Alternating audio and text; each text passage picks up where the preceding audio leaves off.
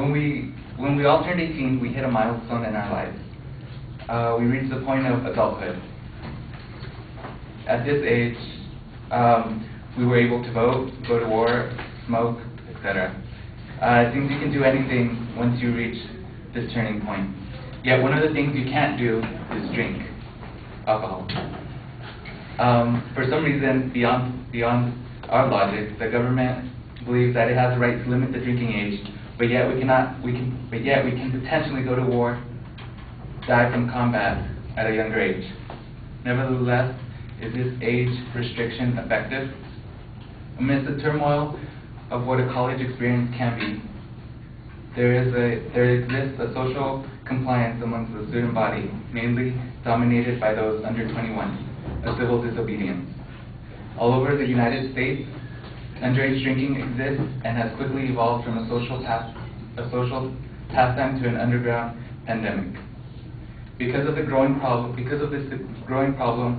a group of over 100 college presidents signed a petition stating that 21-year-old drinking age is not working, causing a major movement. What the college presidents wanted was a national debate about the drinking age, and they got it. The drinking age was raised to 21 on July 17, 1984, by the United States Congress to pass the National Minimum Drinking Age Act of 1984. The goal was to reduce highway fatalities, but everyone knows that the 21 age limit hasn't stopped minors from drinking. It may seem counterintuitive, but John McCardle, former president of Middlebury College in Vermont and leader of the movement of the presidents trying to lower the drinking age, argues that lowering the drinking age will make it safer for kids.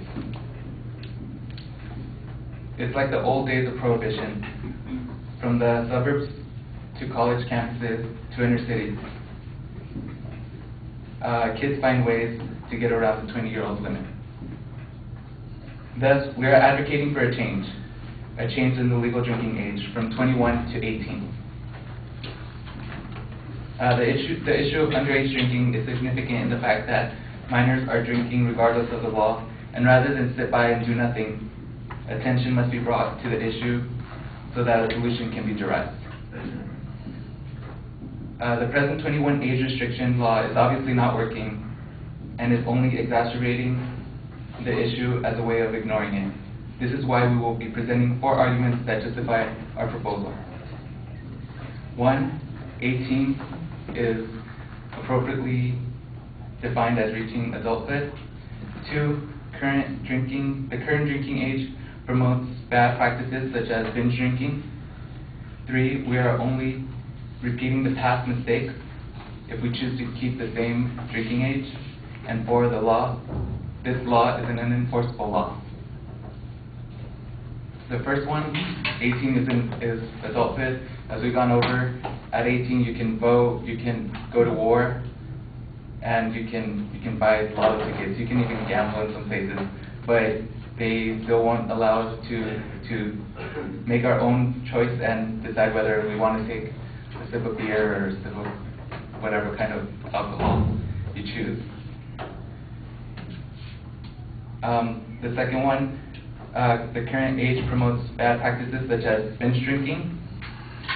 The University of Colorado in Boulder, known as a party school, an 18-year-old freshman named Gordy Bailey was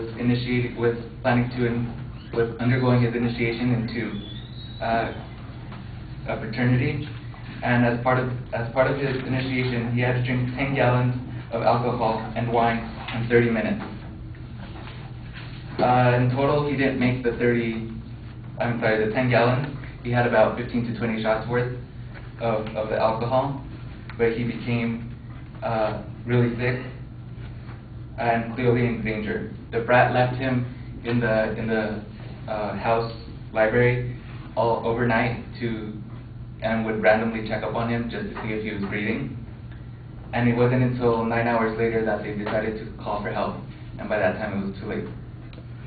Gordy Bailey died of alcohol poisoning, and his parents blame the law for the child's death, because had the law been that you can drink at 18, they would have called the brat would have called for help sooner. The third point, where we're repeating the past. We've tried prohibition in the past, in the 1920s, and obviously that didn't work because it is now legal to drink if you're over 21.